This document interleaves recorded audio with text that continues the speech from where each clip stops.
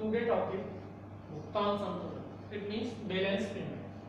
भुगतान संतुलन से अभिप्राय उस विवरण से है जो एक देश के निवासियों और शेष विश्व के बीच वस्तुओं, सेवाओं और परिसंपत्तियों के लेन देन का विवरण रखता है। भुगतान संतुलन मीन्स क्या होता है?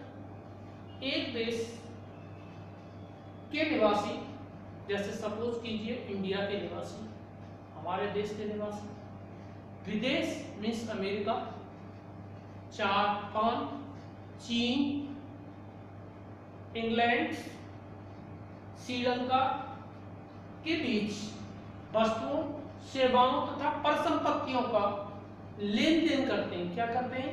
लेन देन means sale and purchase.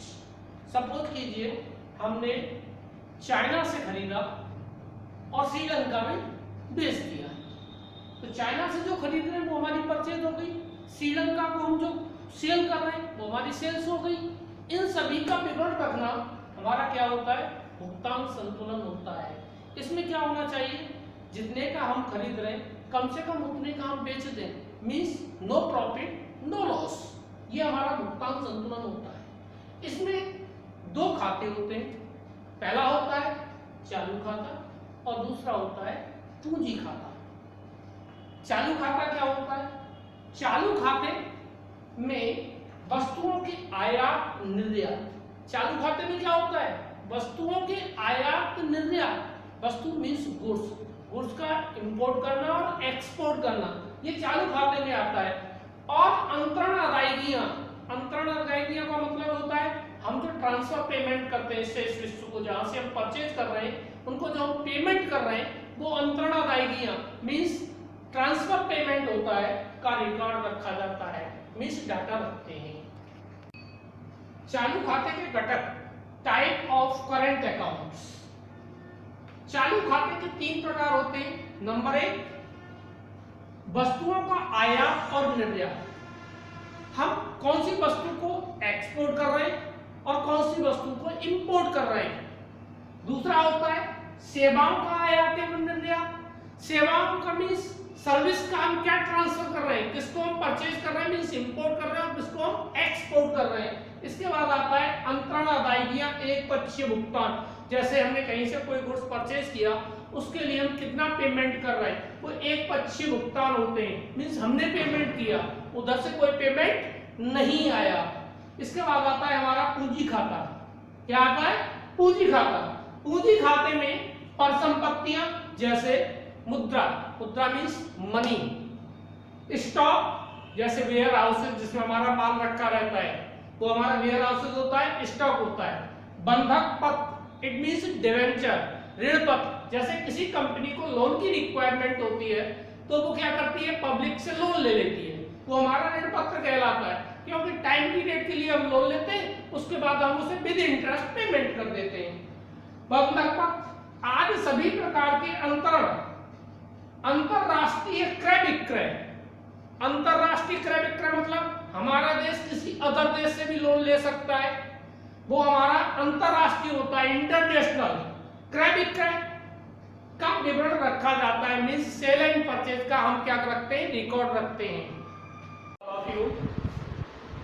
Today topic विदेशी करेंसी की पूर्ति। विदेशी करेंसी की पूर्ति का मतलब होता है विदेशों से वहाँ की करेंसी, वहाँ का मनी, वहाँ की मुद्रा हमारे यहाँ कितनी आ रही है, ये निम्नलिखित पॉइंटों द्वारा सुनिश्चित की जाती है। नंबर 1, निर्यात से प्राप्तियां। पहला पॉइंट क्या है हमारा? निर्यात से प्राप्तियां।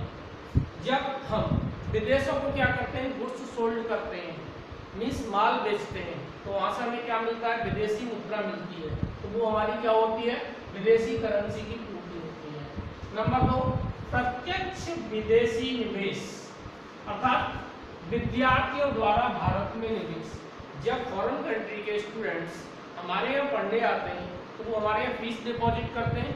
जब वो फीस डिपॉजिट करेंगे तो विदेशी निवेश होगा, प्रत्यक्ष निवेश होगा, वो डायरेक्टली पैसा हमारे यहाँ आ रहा है। तीसरा पॉइंट है हमारा विदेशी संस्थागत निवेश। जब विदेशी कंपनियां हमारे देश की कंपनी में पैसा इन्वेस्ट करती हैं तो वो क्या होता है? निवेश होता है। क्या होता है? संस्थागत निवेश होता है। नंबर नेक्स्ट, विदेशों से प्राप्त साधन आय। विदेशों से प्राप्त साधन आय क्या होती है? सपोज कीजिए हमने कोई विदेशों में सर्विस प्रोवाइड की। क्या की? विदेशों में सर्विस प्रोवाइड की।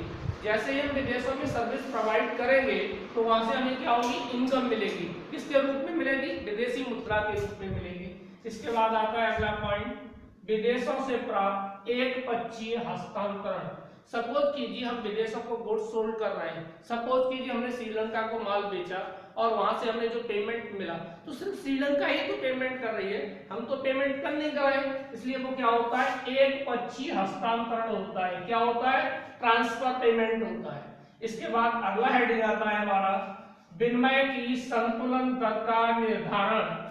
विनिमय की संतुलन दर हम कैसे निर्धारित कर सकते हैं? विनिमय की संतुलन दर का निर्धारण हम मांग और पूर्ति किसके द्वारा करते हैं? मांग और पूर्ति। जहां जिस पॉइंट पर दोनों बराबर हो जाती हैं वही हमारी विनिमय की दर का संतुलन हो जाता है।